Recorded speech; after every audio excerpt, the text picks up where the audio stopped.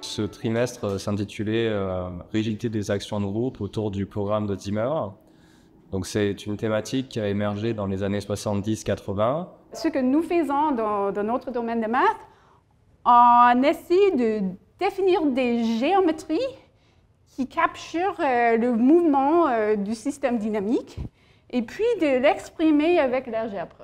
C'est même quelque chose qu'on peut voir encore plus généralement en maths. On a vraiment des domaines un peu distincts qui s'expliquent et qui se formulent avec des langages distincts, et on essaie de voir comment ces domaines arrivent à parler entre eux.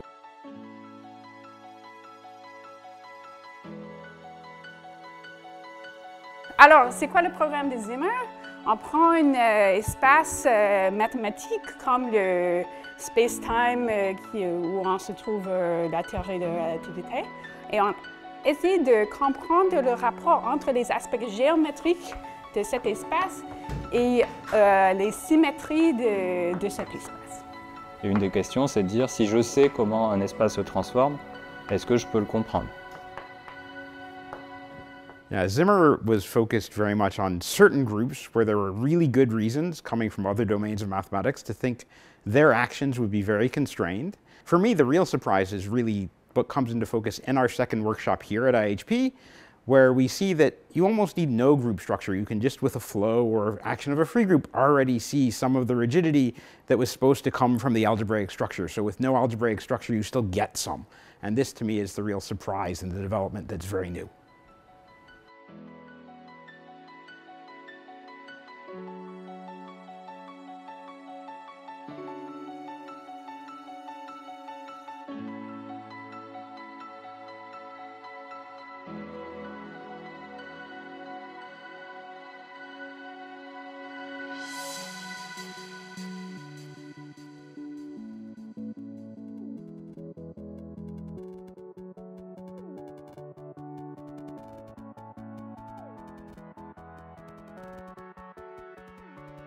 On cherche à comprendre la différence entre le chaos et la stabilité.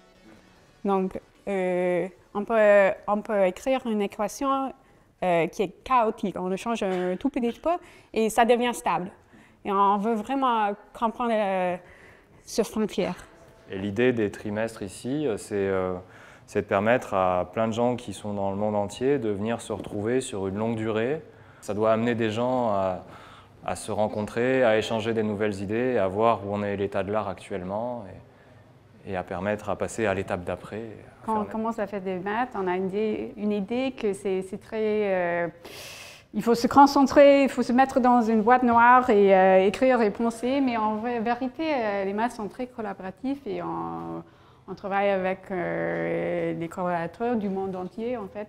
Et donc, c'est pour ça qu'il était important d'avoir ces trimestres où tout le monde se retrouve ensemble pour partager des idées, pour se tenir au courant. Un des meilleurs souvenirs que je garderai d'ici, c'est ce laboratoire quotidien sur une thématique qui me tient beaucoup à cœur.